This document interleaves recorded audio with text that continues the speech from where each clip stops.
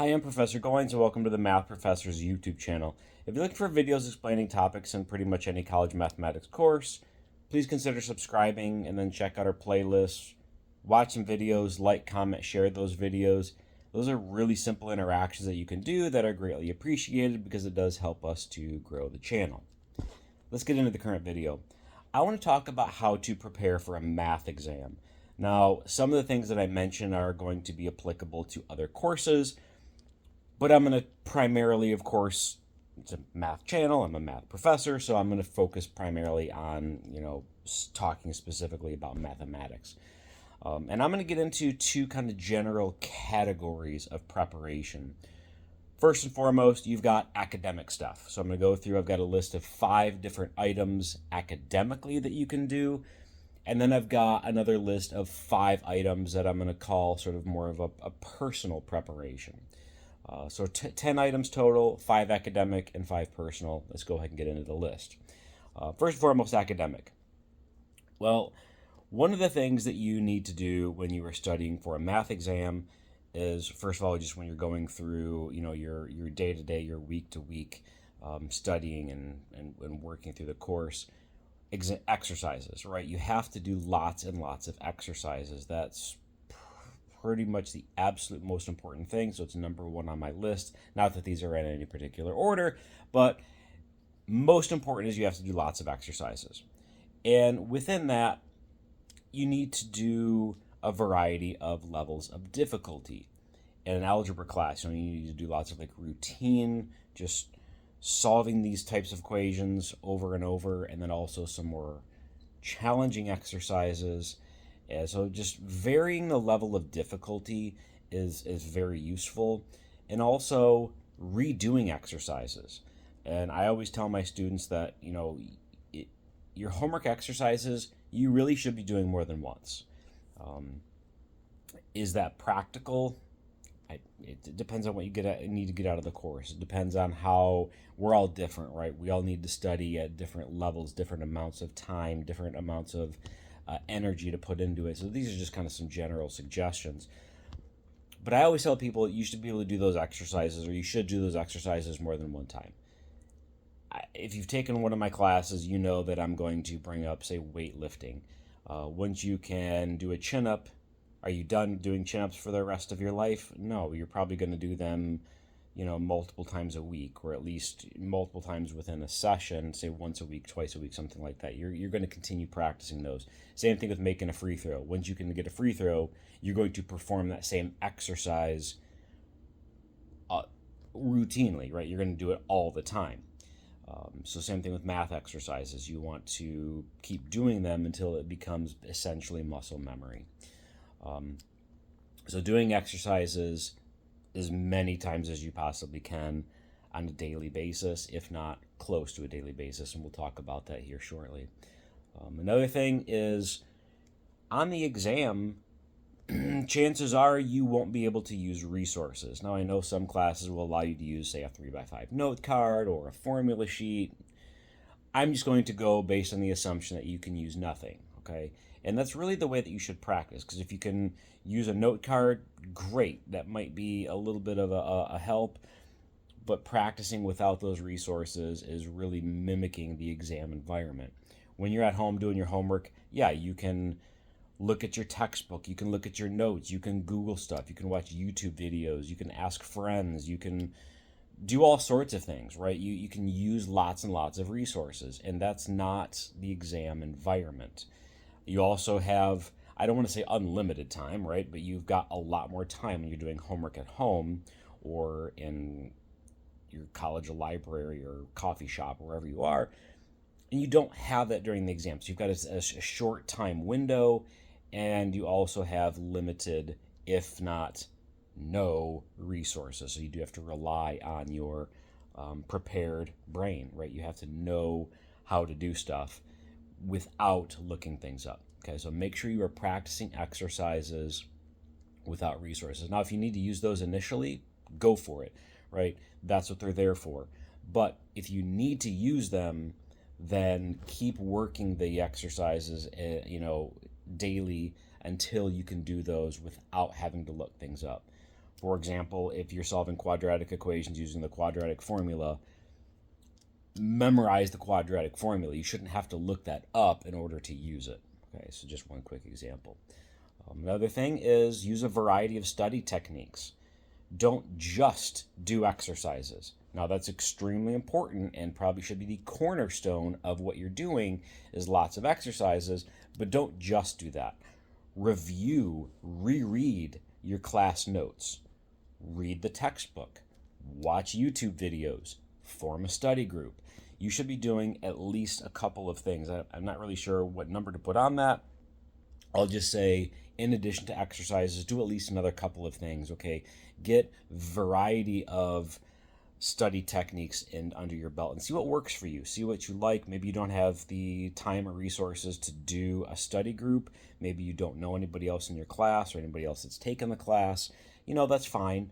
But watch some YouTube videos, read the book, those types of things, in addition to doing exercises, okay? That will help you do well on the exam, okay? Don't cram.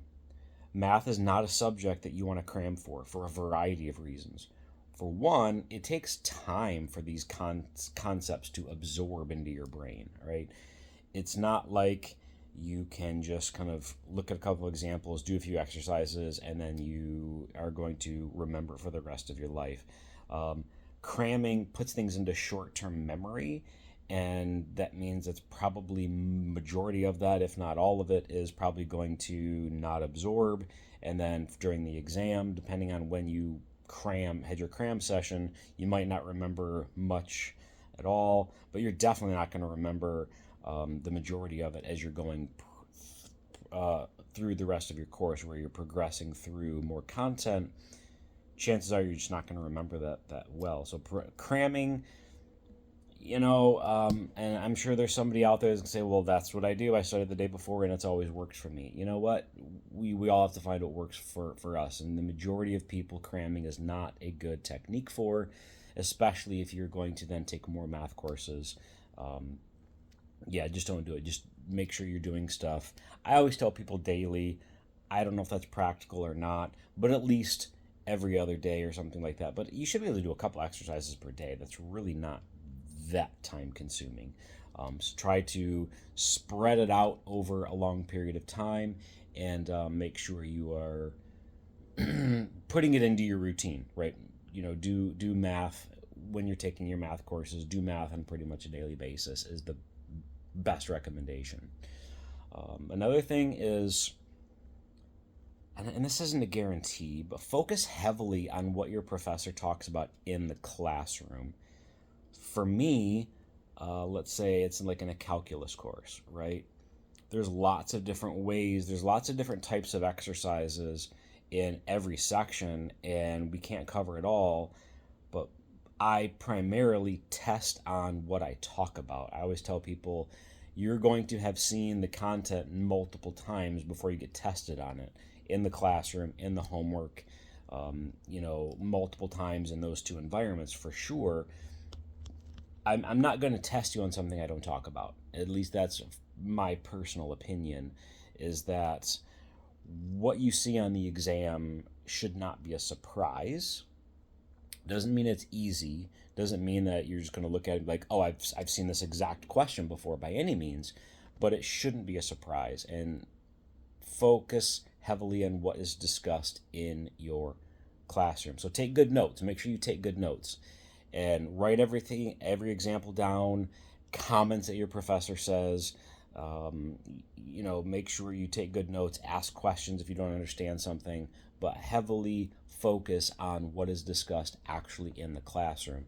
Don't use that as your only source. Again, going back to the variety of study techniques, because you do want to, look at things multiple ways, but make sure you review your class notes multiple times, okay? So those are 5 things that I would put as academic preparation techniques. Now let's get into 5 things that are on more of a personal level, okay? First and foremost, make sure you eat before your exam.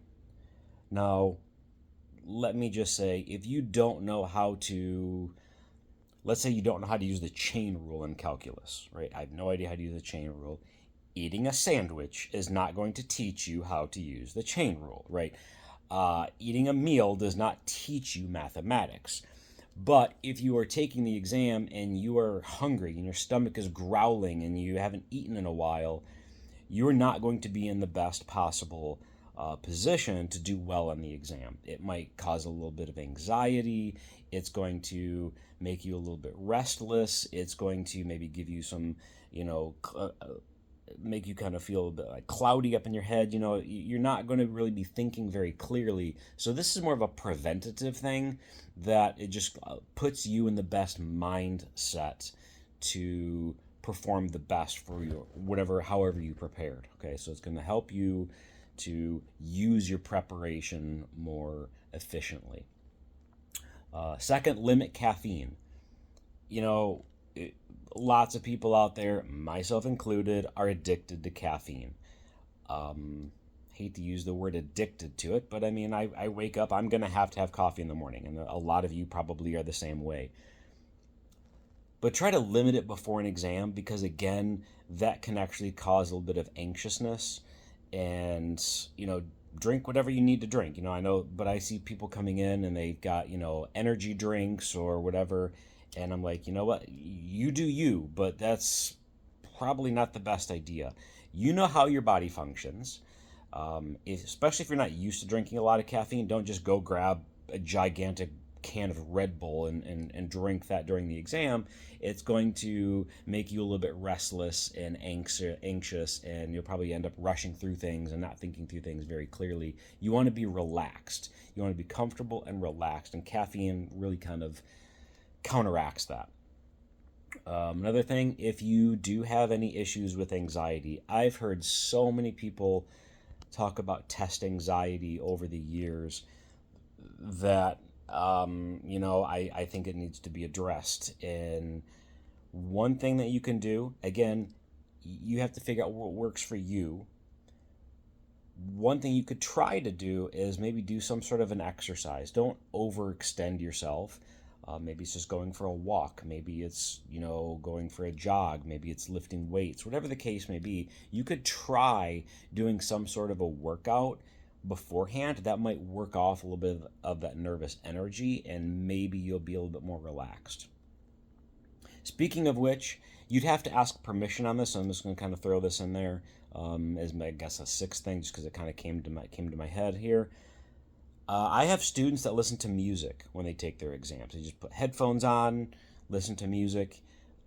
I listen to music all the time, and that does kind of help focus me a little bit. And so if your professor does allow that, and that's something that you think would be helpful, it helps you to kind of like if it helps you concentrate, it helps you kind of block out the rest of the classroom, and you're just kind of in your own world, and you're able to think a little bit more clearly. Maybe try that. Like I said, I usually have at least a couple of students who end up having headphones on, and they're listening to music and during their math exam. And you know what? If that helps them, then go for it. Again, you have to ask permission. Don't just assume.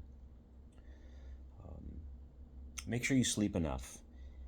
Again, if you don't know how to do something, getting an extra couple hours of sleep isn't going to magically teach you how to do it.